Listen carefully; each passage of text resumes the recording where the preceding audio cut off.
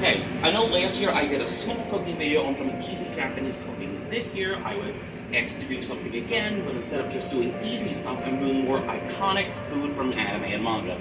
And everything I'm doing is personal level. Anyone can do it in their house. I happen to be lucky enough to work in an actual kitchen and ask permission to do this here. But do not judge your food by how mine looks.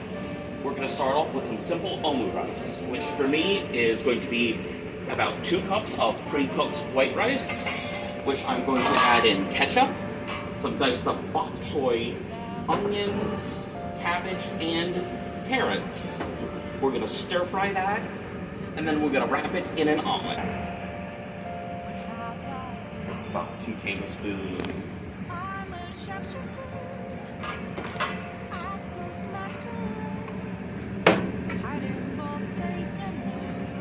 Normally for omu rice and any kind of fried rices, you want to use leftover rice from a day before. I didn't think of making this a day before, so we're just going with what we have here. I'm going to use a bit more ketchup in this.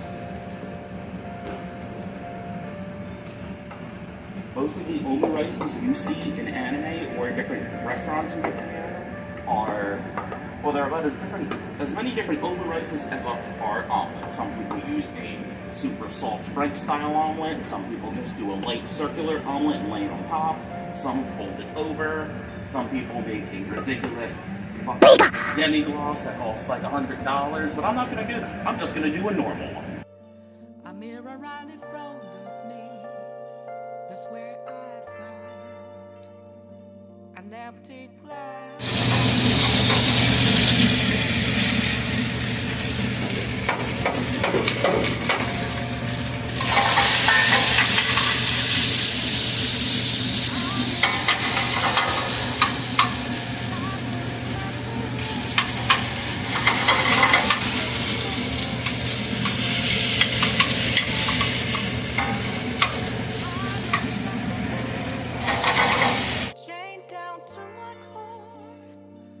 Don't take off my mind.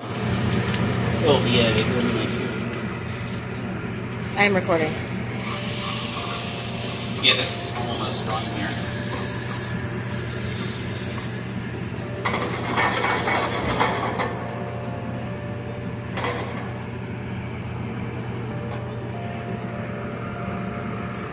Smaller one.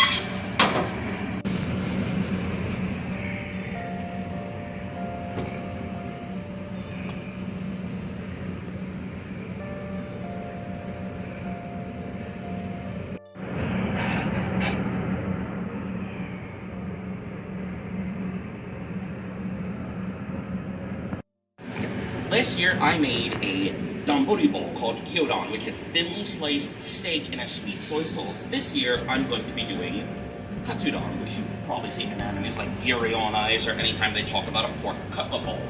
It is a small pork cutlet, breaded in panko, and deep fried on top of a bowl of rice with all of the reserve egg cooked back into it in a sweet soy sauce.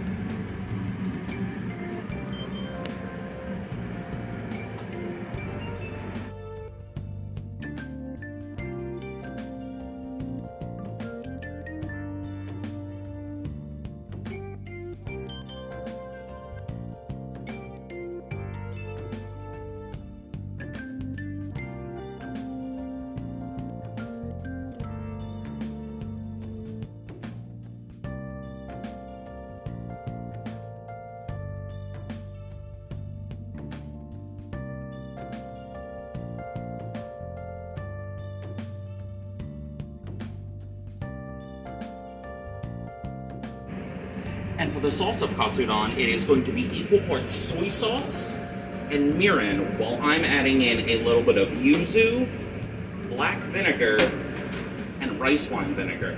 We're going to take those already mostly cooked pork chops, cook them in the sauce again, and the reserve egg that I threw out because I'm an idiot and I'm going to make more, we're going to beat into that.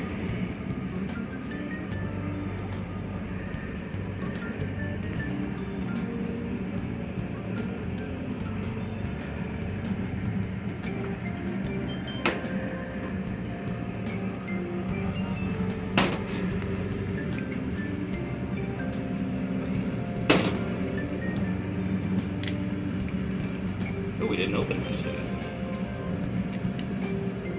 Yeah, we got it yesterday. Oh yeah, we did.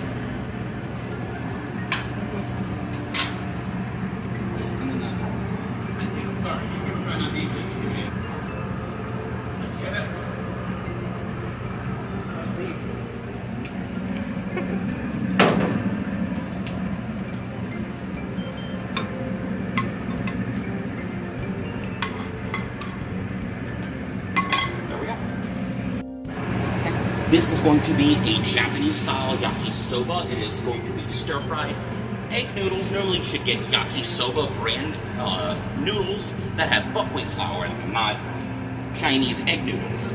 But it's going to taste the same in the end. For the sauce for the yakisoba, it is going to be 4 tablespoons of bulldog sauce,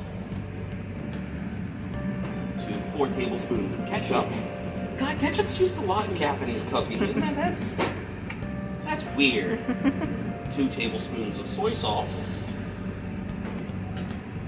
And then I'm going to put in a tablespoon of sugar, and I'm going to be adding in a little bit of black vinegar just for some vinegary flavor.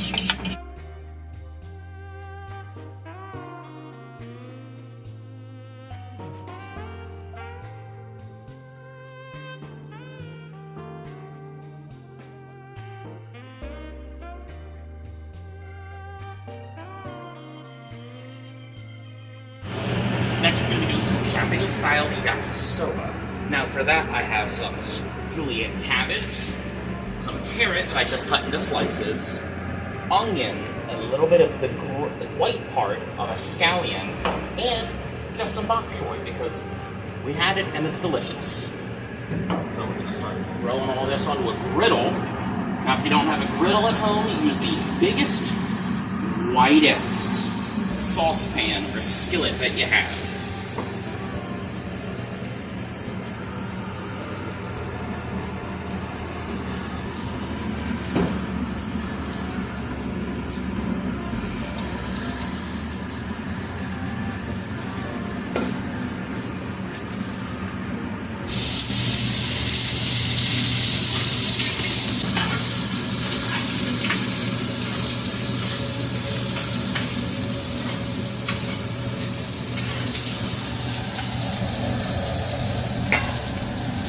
Couple carrots.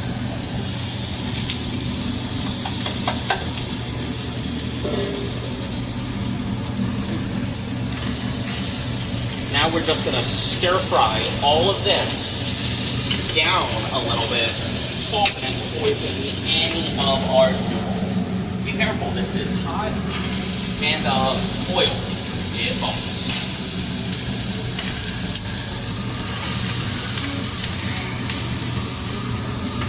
But like most things, if it's easy enough for Japanese high schoolers to do it before school, any of us can.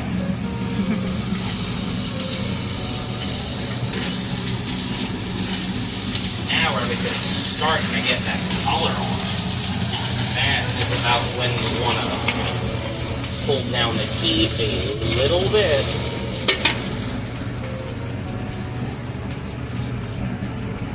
Start adding in the noodles.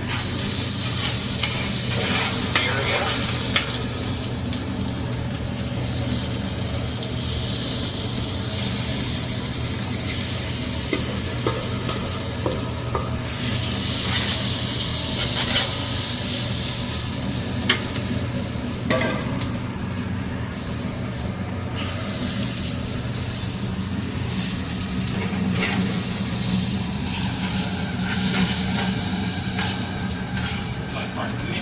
All of the noodles and vegetables together.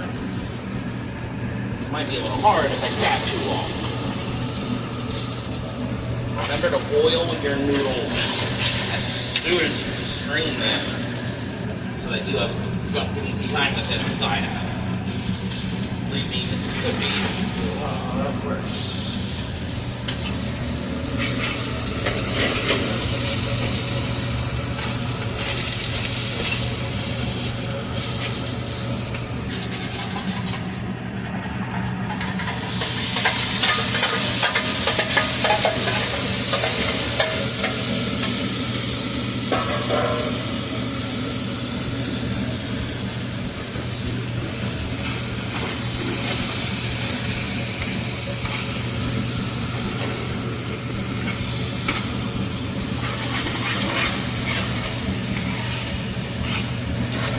The sauce acts kind of like the lazy and all that good mix up off the bottom.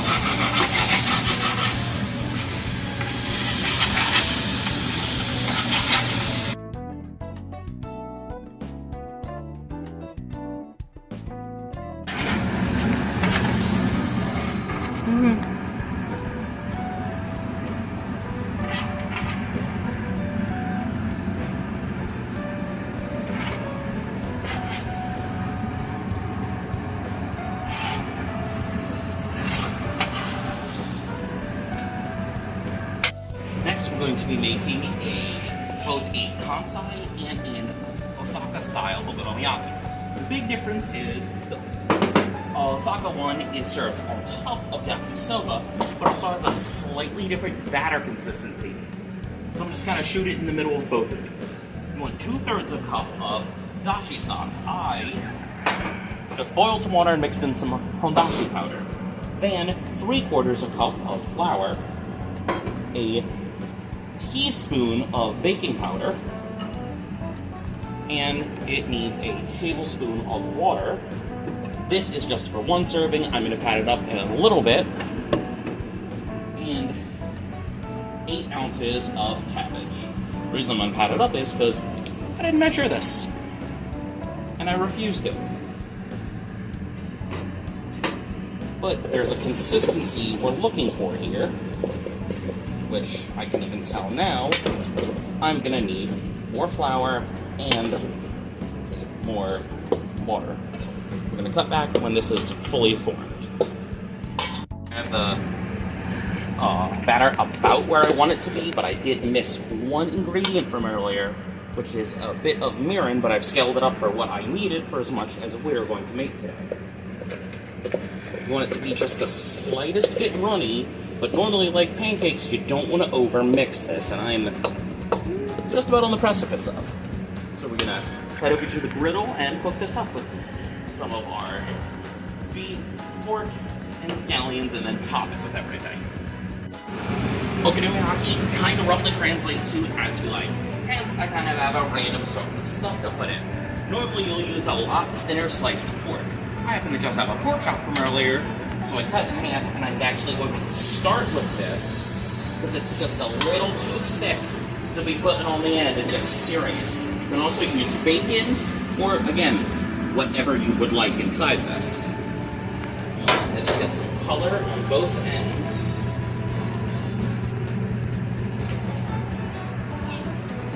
While I prepare some of our okonomiyaki. Red on top of it. Just about a cup's worth.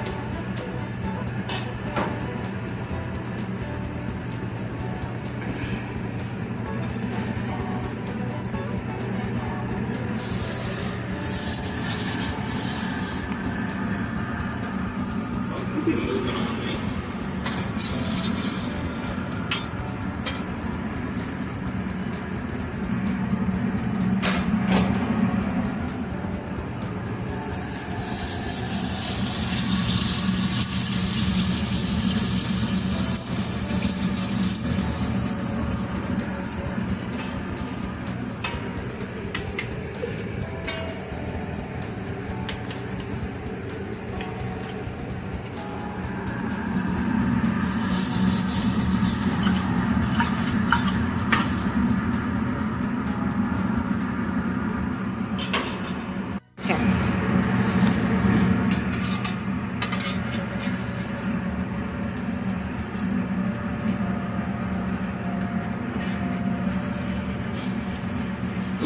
Coming apart.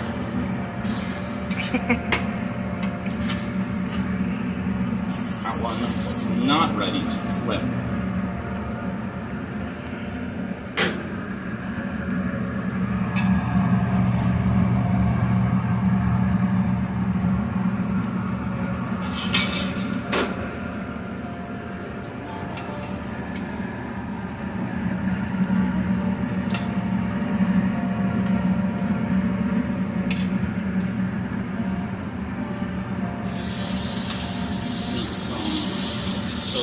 Next to these, I'm going to flip it right onto it.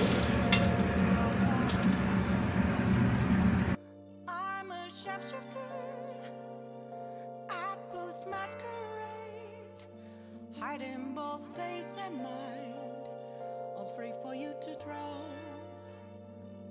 I'm a sharpshooter. What else should I be? Please don't take off my mask. Revealing dark.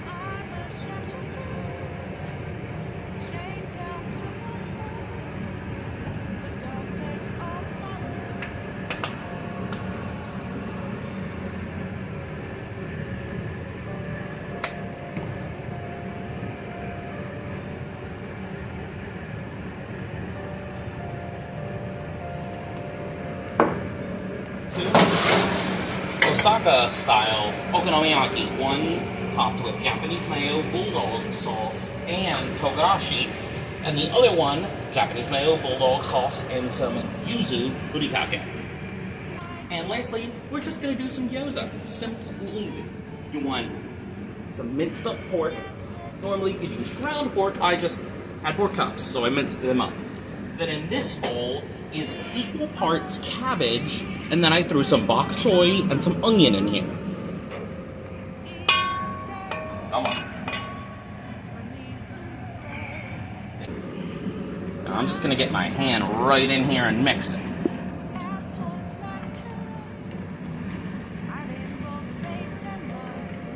it's starting to bind a little bit. Honestly, I had a little too much veg in here, but I'll make it work. To season it, it is a little bit of soy sauce. Not a lot. It is not a soy-based flavor. And then I am putting in a good pinch of the salt, pepper, and garlic. And because I'm a fiend for it, and it's delicious, and I just now remembered, wee bit of togarashi. Togarashi you've seen everywhere in anime. It is also known as Japanese 7 spice powder. It is Japanese chili powder, yuzu zest, black and white sesame seeds, and some nori.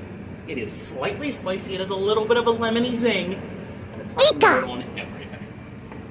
Let me get this in. See it's starting to coat and change colors, and it's starting to. It's going to be a little bit of a loose gyoza, but it'll be my gyoza. Now for these, the worst part of gyoza is the wrappers. I'll never make them again. No, you cannot pay me to make gyoza wrappers. Instead, buy them. It's cheap and it's easy. Now the other pain in the butt part about gyoza is stuffing. You want to take 1 teaspoon of your mix. If it's chunky like mine, make sure you got a little bit of everything in there. More. This is just some water I put in the leftover bowl from the cabbage. Wet the edges.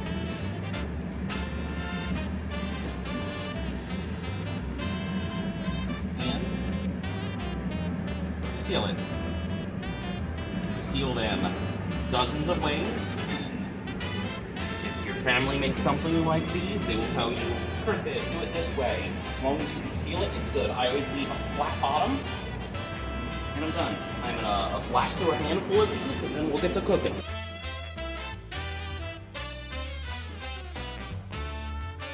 Alright, now, gyoza, real simple. We're gonna take all of these and arrange them, make sure this is a little moist, in a radial pattern. In the skillet we're going to use. They're sticking.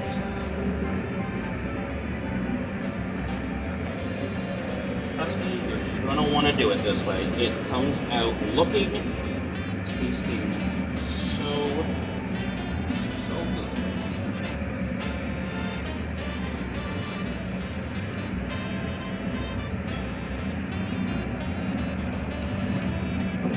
And we're going to put that onto some high heat.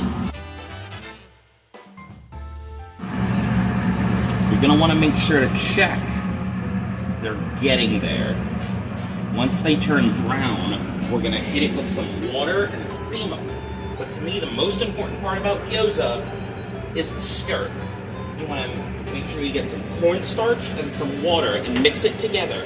Use that for your steaming liquid. Do not just use normal water. To me, gyoza is going out on a nice date and you want to wear a skirt. If it's a boy, a girl, trans, non-binary, I do not care. All gyoza wears a skirt. It makes it taste better and look better. Let's get one more check. It's starting to brown down there. So I'm going to pour some. Take this up real quick. Gotta use the whisk, but I'm a savage.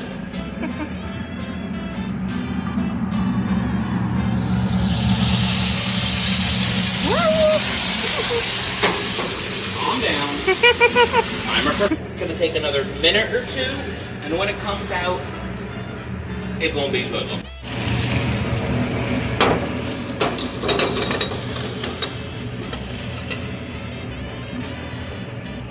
Tell me what's on. Now, if you like dumplings or gyoza or any kind of food like that from any Asian culture, you know you need a sauce. For me, the sauce I use is about 1/3 black vinegar,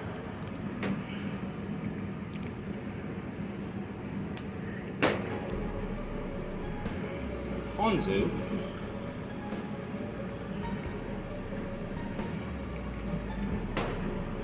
drip of soy sauce,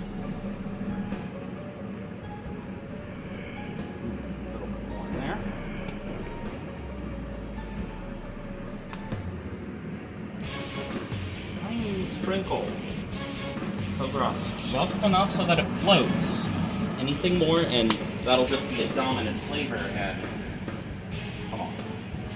Free knuckles. They make just about everything taste better. Now, take one of the ones we made earlier. Dig right in there. Look at all the vegetables and pork. They're big chunks of pork, but they're homogeneous and you taste absolutely everything. Now, I hope you enjoyed what we did today. I would love to do more in the future. Just remember, everyone in this world can cook. There's only one thing separating you from someone who knows how to cook. It's just some drive.